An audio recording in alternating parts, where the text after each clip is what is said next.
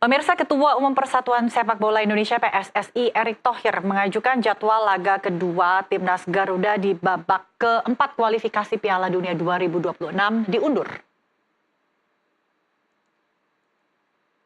Dalam konferensi pers yang tadi diungkap, PSSI menganggap jadwal laga kedua melawan Irak merugikan skuad Garuda karena hanya berjarak 3 hari dengan laga pertama melawan tuan rumah Arab Saudi.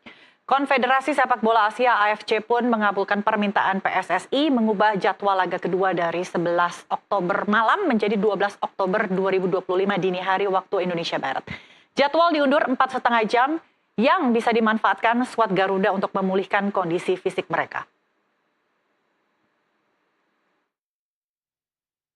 Kami sejak mendapatkan informasi dan lalu didapatkan juga surat tertulis bahwa slot bermain kita itu jam 8.15 untuk game pertama dan game kedua itu jam 6 waktu itu.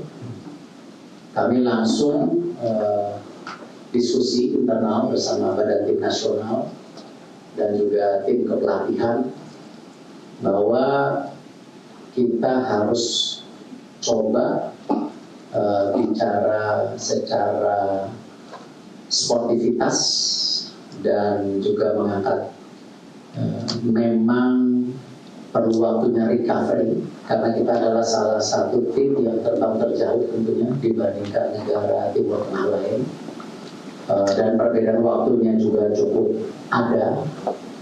Jadi kita mengirimkan surat kepada AFC dan tentu kami berkoordinasi dengan pihak MNC juga sebagai media yang menayangkan daripada pertandingan dari pihak MNC. Terima kasih buat jalan mendukung. Lalu kita terus melobi beberapa hari dan alhamdulillah AFC merespon dengan baik. Pertandingan kedua dimundurkan dari jam 6 menjadi 10.30. Jadi ini recovery-nya kita cukup waktu. Dan karena itu ya saya mengucapkan terima kasih juga kepada AFC karena ini bagian sportivitas. Ya, pemirsa, Timnas Garuda Senior dan Under-23 menghadapi laga penting di babak keempat kualifikasi Piala Dunia 2026 dan untuk U23 semifinal Piala AFF 2025. PSSI berharap Timnas Garuda dan Garuda Muda bisa mencapai hasil maksimal di kedua kompetisi itu. Lalu apa saja yang dipersiapkan dan bagaimana saran dari analis agar target kemenangan bisa tercapai? Kita akan bahas bersama dua narasumber yang sudah terhubung melalui saluran Zoom. Ada Exkom PSSI Arya Sinulinga dan juga analis sepak bola Bung Kesit Handoyo. Selamat sore Bapak-Bapak. Selamat sore Mbak Mona. Yap. Sore Bang Arya. Pak Arya masih di jalan sepertinya. Bisa berbincang sebentar Pak Arya terkait dengan bagaimana lobi-lobi dari PSSI ke AFC untuk kemudian waktu laga kedua di babak keempat nanti bisa mundur 4,5 jam. Apakah ini akan membawa perubahan yang signifikan Pak untuk kebugaran pemain? Udah pasti ya. Memang kita kemarin kan dapat data kalau kita itu main jam 6 sore. Itu kan apalagi di sana kan panas ya. Jam 6 sore benar panas ya? Pak? Panas lah di sana. Jadi kita satu, yang kedua kita kan perjalanan kita jauh ya. Sementara kalau Irak sama Arab Saudi kan nggak jauh-jauh amat gitu. Ya kan? Oke. Jadi dengan pertimbangan jarak kita ke sana, kemudian juga kita juga punya waktu yang sangat siang gitu ya. Maksudnya masih panas di sana jam segitu. Makanya kita minta diubah jadwal kita. Dilobilah ke AFC supaya supaya dikasih pertimbangan jarak dan pertimbangan masih panasnya di sana ya. Dan kita kan juga tahu bahwa pemain-pemain kita kan dari Eropa. Ini kan pasti udah punya pertimbangan tersendiri kalau kita main situasi panas itu tidak begitu menguntungkan kita gitu. Oke, Pak Arya, jadi empat Makanya setengah jam dengan ini adalah hasil negosiasi yang ditawarkan oleh PSSI atau keputusan yang diberikan oleh AFC?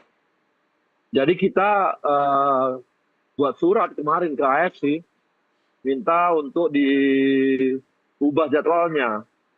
Dan bagus juga di informasinya Irak juga melakukan hal yang sama. Sehingga kedua negara yang bertanding ini yang meminta keduanya berarti kan kedua pihak mau untuk diubah jadwalnya. Apa yang harus dipertahankan kan, benar nggak? Tapi hanya 4,5 jam, Pak Arya. Apakah cukup waktu untuk memulihkan kebugaran setelah sebelumnya melawan Arab Saudi? Bukan, 4,5 jam itu dari jadwal awal. Ngerti Baik. nggak? Kan jam 6 sore tuh. Jadi jam 22 maksudnya. Paham ya? Jadi berapa lama, Pak, dimundurnya dari jadwal awal? Iya, jadwal awalnya itu jam 6 sore bertandingnya. Hmm, Diundur jadi jam 10 malam. oke. Jadi Oke. 4 jam setengah undurnya. Iya. Itu kan waktu yang cukup ini ya, cukup baik untuk kita lah. Kan lebih ya dengan malam begitu kan lebih ini ya, lebih dingin lah daripada kalau jam 6 siang, jam sore gitu. Mhm.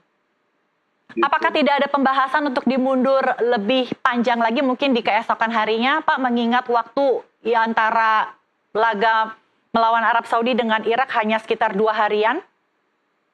Ya, kita sih dengan begitu juga udah ini ya. Ya kita sebenarnya panjang, minta waktu banyak, tapi ya dengan begitu juga udah cukup oke lah. Gitu.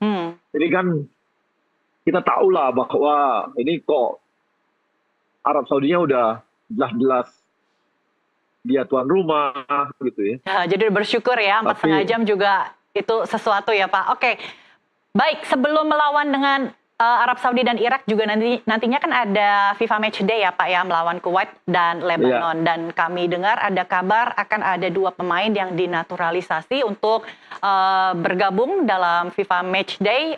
Seperti apa progresnya, Pak Arya?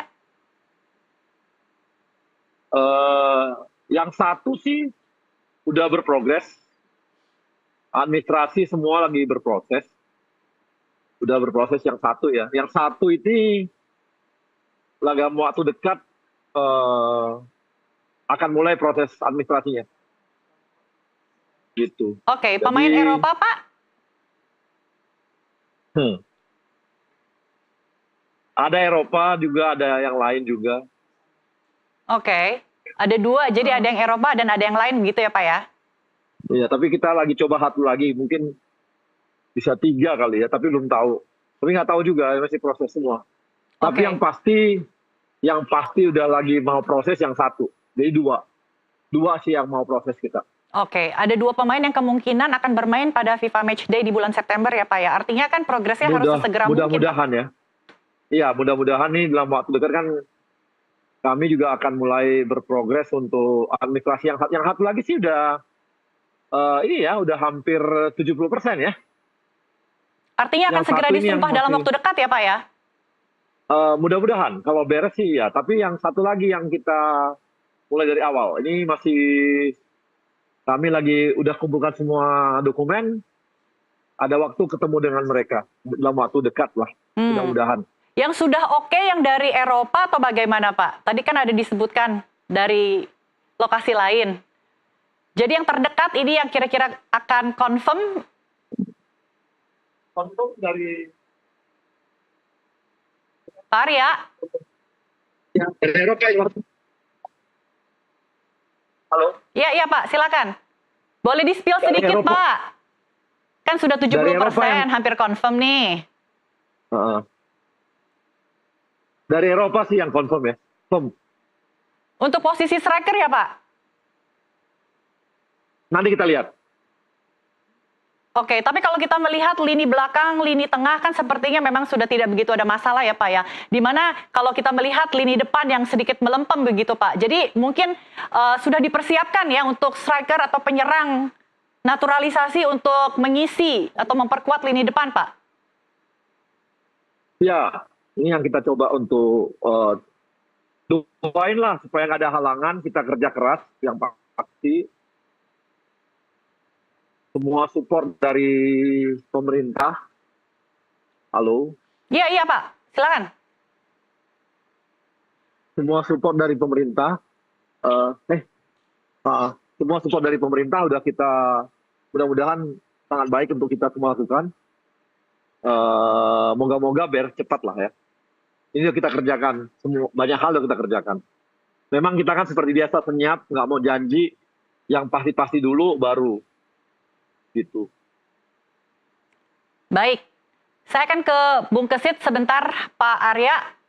Boleh ditahan dulu ya Pak ya.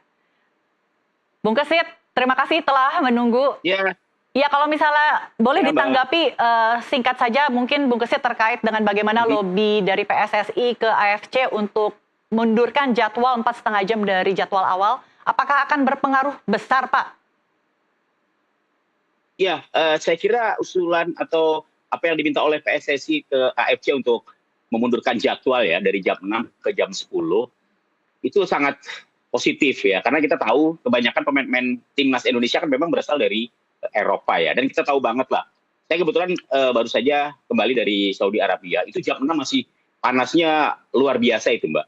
Jam 6, jam 7 ya, jam 7 itu kan maghrib di sana itu panasnya masih berasa gitu. Tapi kalau sudah masuk setelah Isya gitu ya, setelah Isya di atas jam 9 waktu Saudi Arabia itu sudah mulai agak enak lah ya, tidak menyengat gitu. Tapi kalau jam 6 saya worry gitu ya, pemain-pemain kita pasti bakal kepanasan gitu ya. Karena 90% kan memang pemain-pemain naturalisasi yang biasa hidup di Eropa. Jadi akan terasa sekali pemunduran jadwal itu dari jam 6 ke jam 10 gitu ya. Diharapkan ketika main di lebih malam ya, itu fisiknya dan staminanya akan lebih terjaga begitu. Ketimbang main di jam 6 pasti satu babak aja udah, saya yakin itu stamina-nya sudah habis karena panasnya memang sangat luar biasa kalau di Saudi Arabia. Jadi nggak bisa dibandingkan jam 6 di Indonesia dengan jam 6 di sana ya Pak ya? Karena di sana nggak bisa. Jam 6 masih di Saudi Arabia masih panas banget. Masih panas banget. Saya baru aja kembali di Saudi Arabia beberapa hari lalu. Jadi mundurnya jadwal meskipun 4,5 jam, tapi mungkin dampaknya lebih kepada stamina, kemudian mood dari pemain ya, ketika cuacanya gerah, panas, mungkin juga akan berpengaruh pada pola permainan. Tapi dengan jarak laga, dengan pertandingan melawan Arab Saudi, di mana 2 hari sebelumnya mereka baru akan menyelesaikan pertandingan dengan Arab Saudi, apakah kebugaran dari pemain ini bisa segera pulih, bisa segera siap menghadapi Irak, Pak? Ya, memang tantangannya sangat luar biasa ya. Tantangannya akan sangat berat. Bermain di negara yang memang cuacanya sangat panas. Kemudian kita tahu Indonesia diisi oleh pemain-pemain yang mayoritas hidup di Eropa, begitu ya. Perubahan cuaca ini pasti akan sangat mengganggu stamina mereka. Tapi dengan bermain dari pertandingan 1 ke pertandingan 2 itu adalah sebuah resiko ya. Ketika turnamen dilakukan di sebuah negara dengan home turnamen, memang waktunya akan sangat singkat ya. Waktu istirahatnya untuk recovery-nya itu memang hanya 2 hari ya. Tapi setidaknya dengan adanya pengunduran jam bermain ya dari jam 6 ke sekitar jam 10, setidaknya ini akan sedikit membantu lah. Sedikit membantu, apalagi itu pertandingan kedua yang menurut saya pasti juga hasilnya akan sangat menentukan ya bagi Indonesia. Walaupun pertandingan pertama juga sangat penting bagi Indonesia ya, menghadapi Saudi Arabia. Tuan rumah. Dengan demikian maka menghadapi tuan rumah pasti bukan perkara yang gampang ya. Tapi apapun, bahwa menurut saya apa yang dilakukan oleh PSSI dengan meminta pengunduran jadwal, setidaknya ini membantu para pemain untuk bisa lebih menjaga bagaimana stamina mereka untuk kemudian menghadapi pertandingan yang menurut saya akan sangat menentukan. Kita belum tahu nanti seperti apa menghadapi Saudi Arabia. Kita harapkan saja kita bisa memenangkan pertandingan, karena kita sudah terbiasa menghadapi Saudi Arabia. Di round 3, 2 pertandingan, Saudi Arabia tidak menang, ya, seri main di Saudi Arabia, kemudian kita menang di Jakarta. Artinya mungkin PSSI melihat bahwa kita bisa memetik angka ya, dari Saudi Arabia. Kemudian kita tinggal bertempur di pertandingan kedua yang sangat krusial menghadapi Irak, karena itu pemilihan waktu itu menjadi sangat krusial. Dan apa yang dilakukan PSSI dengan meminta pengunduran jadwal, saya pikir ini sangat tepat, karena hitungannya seperti itu ya. Kita berharap bahwa pertandingan menghadapi Saudi Arabia itu hasilnya positif untuk Indonesia. Karena kan Irak juga bukan lawan yang mudah dihadapi ya. Kita belum pernah menang menghadapi mereka begitu. Oke, jadi memang upaya PSSI yang perlu kita apresiasi ya, karena bagaimanapun meskipun negara lain pun juga mungkin mendapatkan waktu yang relatif singkat ya antara pertandingan pertama dengan berikutnya. Oke, itu resiko ketika home turnamen kan seperti itu. Oke, bagaimana Anda melihat nantinya ada calon 2 pemain mungkin dari klub di Eropa yang akan segera dinaturalisasi untuk memperkuat tim Garuda?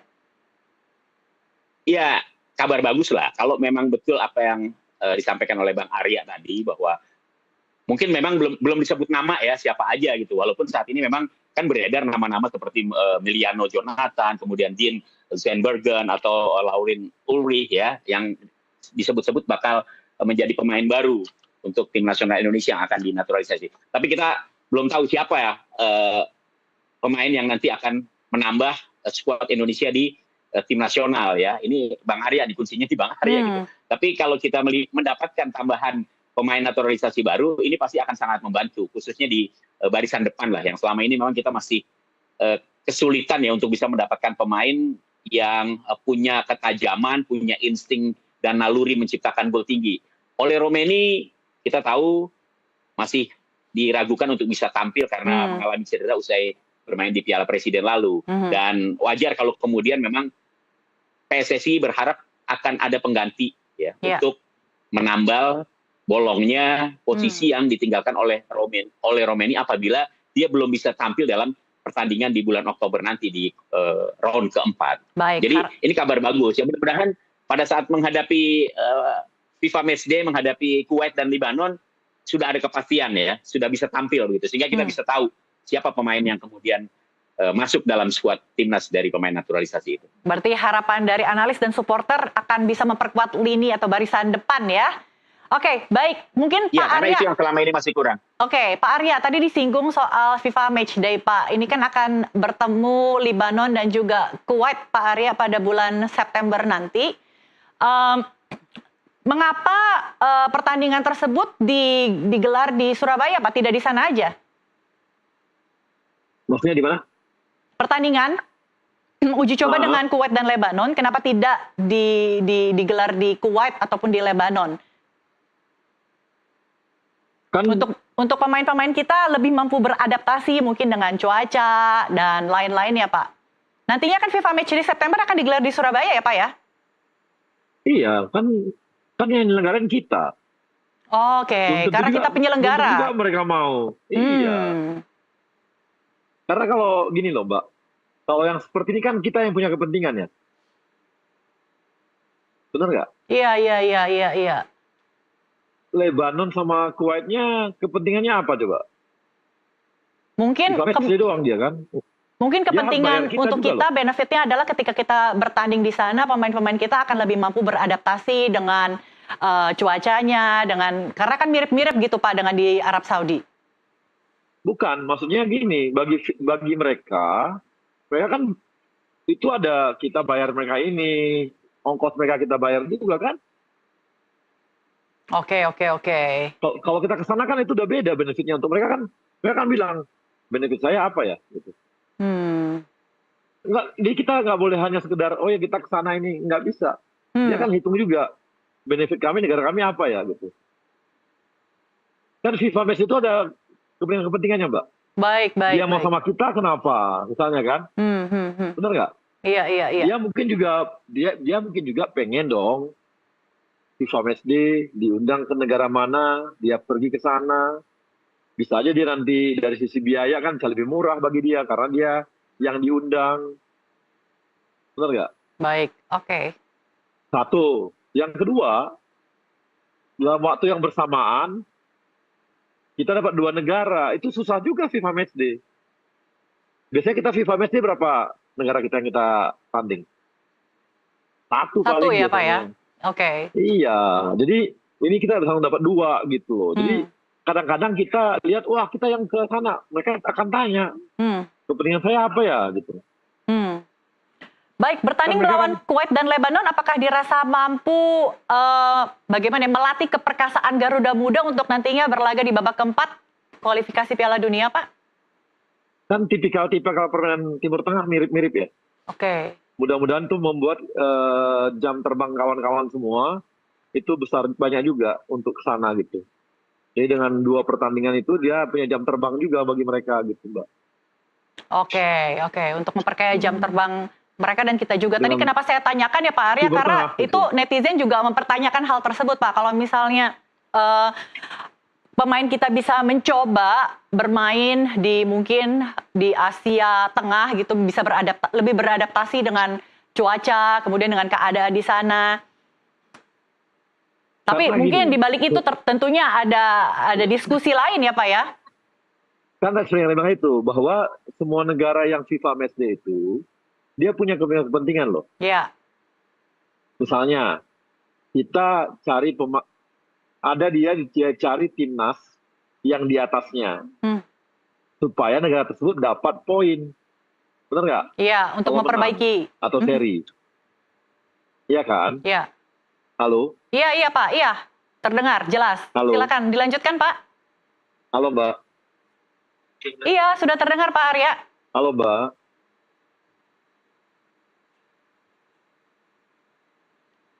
Pak Arya silakan.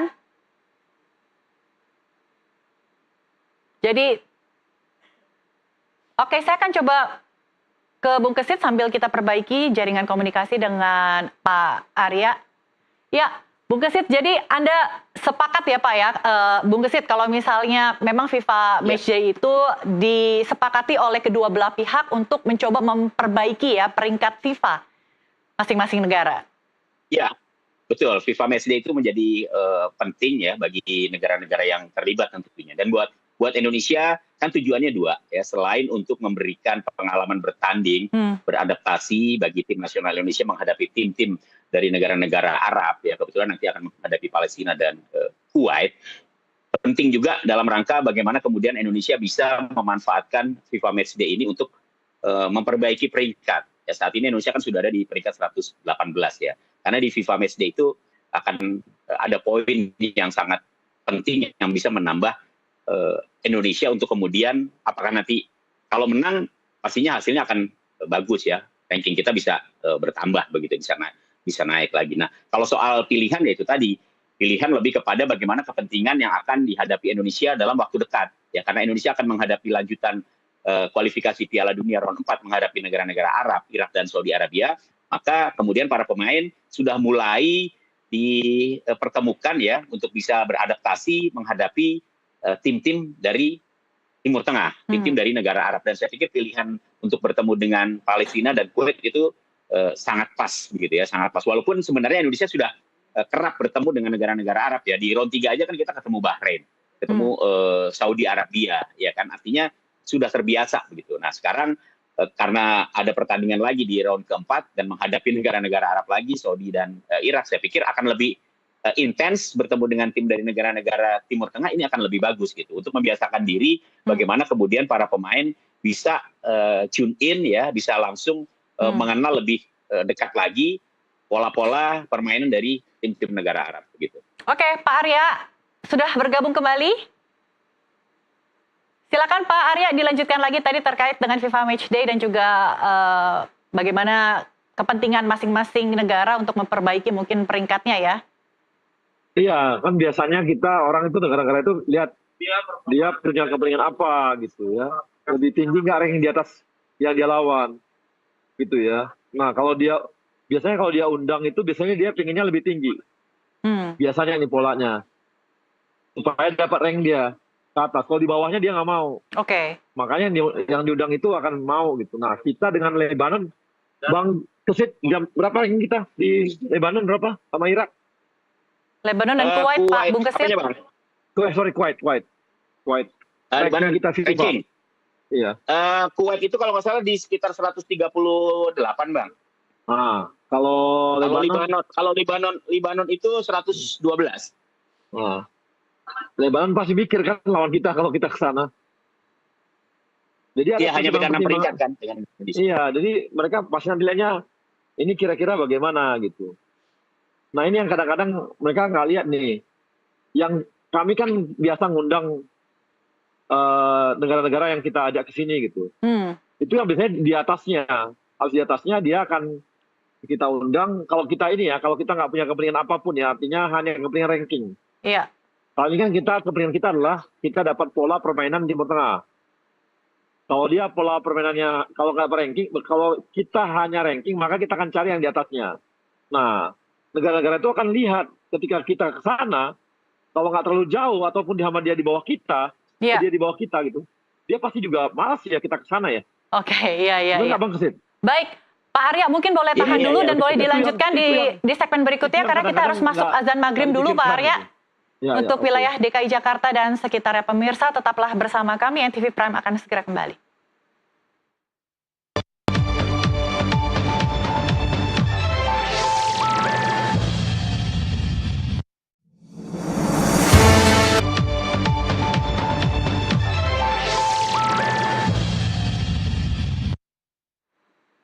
Anda masih menyaksikan NTV Prime, masih di segmen dialog. Di sini masih bergabung dua narasumber melalui sambungan Zoom. Ada Pak Arya Sinulinga, Ekskom PSSI, dan juga analis sepak bola Bung Kesit. Pak Arya, kita lanjutkan lagi. Pak, tadi terkait dengan FIFA Match Day, sudah sempat kami carikan statistik datanya, Pak. Untuk Kuwait itu peringkat 134 dan Lebanon 99. Apakah pertandingan melawan Kuwait nanti akan berpengaruh terhadap bagaimana mengasah kemampuan pemain kita, Pak? Jangan sampai nanti seperti pertandingan melawan Brunei kemarin, Pak. Bisa double hat-trick, 6-0 dihajar habis. Tapi ketika bertemu dengan tim yang kuat, kemudian jadi melempem, Pak. Beda lah kalau senior ya. Bedanya apa, senior Pak? Berbeda lah kalau ya beda lah kalau dia ini kan masih berbeda lah. Jangan kira bahwa levelnya mereka walaupun 130 sekian itu gampang dikalahkan seperti yang di Brunei itu yang nggak gitu-gitu amat juga lah. Kan tapi permainannya sama gitu dengan Timur Tengah. Dan satu lagi yang 90-an kan jauh ya sama kita ya, jauh nggak? Iya, 20-an lah jauh kurang banget lebih. Kan? Ya itu artinya kayak gitu. Jadi kalau kita ke sana kan mereka bertimbang juga. Mau nggak mereka kita ke sana gitu kan, dia akan bertimbang. Tapi kalau diundang kan itu ada ini ya, servis-servis khusus yang mereka dapatkan juga ya, hal-hal seperti itu. Jadi dia dapat tiket lah, dapat apa gitu ya, hal-hal seperti itu berbeda itu Mbak. Oke, dan kita dapat melatih skill begitu ya Pak ya, melawan mereka. Dapat dua kan cukup oke ya. Karena susah juga mendapatkan ini ya, negara-negara Timur Tengah untuk datang ke sini juga gitu. Oke, baik. Tapi apakah ada persiapan khusus untuk melawan mereka nantinya Pak? Seperti TC mungkin sebelum kontra Kuwait dan Lebanon? Nah ini, Anda kebiasaan zaman dulu, dikit-dikit TC. Nggak ada TC kan nggak ada waktunya lagi TC ya. Mereka hanya bisa FIFA Match ya pas mereka libur, lagi klubnya. Kalau belum libur klubnya nggak bisa Mbak. Gitu. Nanti ada dua pemain baru Pak atau 3. Kalau nggak TC nanti chemistry-nya gimana terbentuk dong? Memang itu konsekuensi dari pemain timnas senior yang udah pemainnya semua level internasionalnya begitu. Nggak bisa dipanggil mereka. Itu nggak bisa dipanggil kalau lagi di klubnya, nggak bisa dipanggil. Mereka akan udah punya agenda klub. Sekarang aja mereka udah masuk sesi ini ya, masuk sesi pre-season. Pre-season itu penting banget bagi pemain. Kenapa? Karena pre-season itu membuat mereka menentukan posisi mereka apakah masuk di line up utama atau di level 2-nya cadangan. Makanya mereka sangat susah dipanggil tuh. Itu yang jadi problem bagi kita. Jadi nggak bisa dipanggil ya nggak datang lah. Oke. Itu nggak mau lepas gitu. Jadi jangan samakan bahwa ini perlu TC ya. Memang perlu, kita tahu perlu TC, tapi nggak bisa, waktunya kan mepet. Oh, tidak gitu, perlu dipertanyakan keseriusan mereka untuk membela timnas Pak kalau begitu? Keseriusan? Untuk mencoba meluangkan waktu untuk bergabung dengan timnas, membangun chemistry begitu Pak, supaya nanti lebih all out, lebih maksimal lagi penampilannya. Sama siapa dia bangun chemistry? Yang lain juga nggak bisa datang?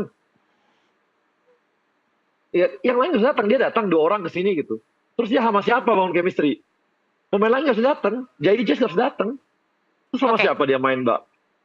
Gitu loh. Jadi kita pakai logika sederhana aja gitu, pakai logika sederhana. Kalaupun yang 2 datang, yang lain nggak bisa datang. Karena mereka udah rata-rata lah udah masuk ke level klub ini. Di Liga Indonesia aja udah mulai Agustus udah mulai masuk. Oke. Baik, kita Gitu tadi loh. bahas tim senior, Pak. Sekarang kita mau bahas yang besok, Pak, untuk U23-nya. Karena kan akan melawan Ya. Thailand ya. Juga tidak mudah, tim yang cukup kuat nih, tim Gajah Putih. Kalau berkaca dari 3 pertandingan sebelumnya, bagaimana analisa Pak Arya dan ekspektasinya apa, Pak? Ya ini kan tahu kita bahwa ternyata striker kita kurang ya. Kelihatan kemarin lawan Filipina, lawan Malaysia, striker kita kurang. Baru di tengah juga pengaruh ya ketika Arkan Kakak itu, Arkan Fikri Fikri. nggak masuk, itu terasa ketimpangannya gitu. Jadi ini juga satu konsekuensi bagi kita. Walaupun sebenarnya ini kan pemain-pemain yang termasuk muda ya. Iya. Tapi kita nggak mungkin ngambil pemain nggak mungkin mengambil pemain dari dari yang senior, karena lucu juga senior turun ke bawah lagi, nggak mungkin gitu. Itu malah nggak ada kemajuan bagi mereka. Tapi Jadi aturannya konsekuensi memungkinkan kita, kan, Pak? memungkinkan, sangat memungkinkan. Tapi nggak mungkin mereka secara itu ya, dia juga akan turun lah kualitasnya. Tidak main berprogres di, ya. Ini nggak berprogres di bawah kan, jadi ya harus main di atas memang dia. Jadi tetap di sana ya, apa yang ada yang kita miliki itu yang kita tampilkan ya. Dan saya sih surprise ya sama Coach Gerald ini. Kenapa? Sebenarnya kita punya pemain naturalisasi kan, 2 sebenarnya yang masih bisa memungkinkan untuk dipanggil. Dion sama satu lagi siapa ya, lupa saya, itu masih bisa. Tapi itu pun nggak dilakukan. Memang dia betul-betul mengandalkan pemain dari yang ada di liga gitu. Ini benar-benar yang dia tampilkan. Jadi mudah-mudahan sih kita bisa dia dapat strategi khusus ya besoknya, sehingga bertanding lawan Thailand bisa lebih atraktif lah di bagian depannya gitu. Tapi target PSSI masih sama kan, Pak, juara AFF? Ya kalau AFF kita selalu targetnya juara lah. Karena 2 tahun sebelumnya hanya runner up ya, Pak ya. Jadi tahun ini harus juara. Ya kita kan setiap tahun kita pengennya berprogres gitu ya. Ada kemajuan lah ya. Sebelumnya berapa, sekarang berapa gitu. Ada strategi khusus, mungkin titipan pesan khusus untuk Coach Gerald, Pak, agar target juara ini bisa dicapai? Saya rasa kita nggak usah ngajarin pelatih lah. Kita banyak banget nih sekarang suka kangen ngajarin pelatih. Seakan-akan kita udah pelatih jagoan ya, maksudnya dia. Megang sepak bola aja, kadang-kadang kita nendang bola aja kita jarang gitu ya. Tapi semua jadi jagoan semua. Ngomong lebih pintar dari pemain ya, Pak ya? Ya sekarang ini kan komen banyak banget yang lebih jago daripada pelatih. Sementara ngelatih aja nggak pernah. Lebih parah lagi, nendang bola aja bisa mungkin 6 bulan lalu gitu, nendang bolanya gitu. Jadi semuanya diserahkan Kalau sepenuhnya, dipercayakan ke pelatih ya, Pak ya? Tidak ada intervensi. Kembalikan pada orang yang ngerti lah, daripada kita. Saya komentar taktiknya ya saya nggak paham ya. Saya sih pahamnya manajemen bolanya aja, ngurusin yang lain di belakang layar lah. Baik, tapi saya perlu tanya ke analis Bung Kesit, Pak, supaya kita mau melihat pandangan dari seorang analis begitu ya, yang sudah mengamati begitu lama permainan, mungkin dari U17 sampai sekarang. Apa yang perlu dibenahi, Bung Kesit, supaya melawan Thailand nanti bisa lolos, kemudian bisa maju ke final, jadi juara? Ya, problem kita sebenarnya sama ya, tim U23 Indonesia dengan tim senior ini beda-beda tipis lah. Problemnya itu memang di barisan depan, di lini tengah, di lini depan ya.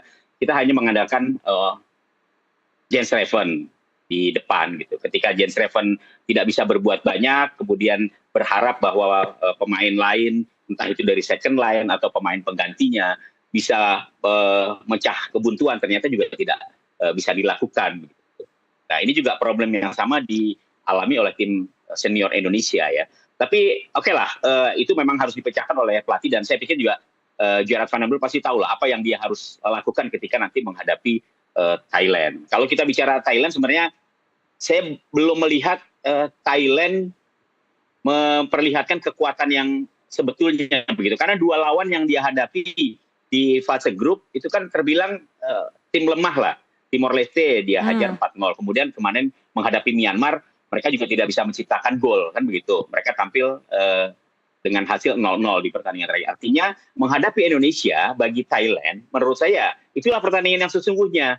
termasuk juga buat Indonesia ya. Indonesia menghadapi Brunei di atas kertas kita tahu kita bakal bisa memenangkan pertandingan itu dan terbukti 8-0. Tapi ketika menghadapi Filipina yang notabene sebenarnya juga negara yang tidak punya tradisi kuat di sepak bola, tapi karena ada peningkatan yang cukup signifikan yang diperlihatkan oleh Filipina, ternyata Filipina juga mampu membuat repot Indonesia ya. Kemudian Malaysia sejajar lah dengan kita. Baik. Jadi saya kira menghadapi Thailand tetap peluang Indonesia untuk bisa memenangkan pertandingan sama besar lah dengan Thailand, karena inilah pertandingan yang sesungguhnya buat Thailand dan juga buat Indonesia gitu.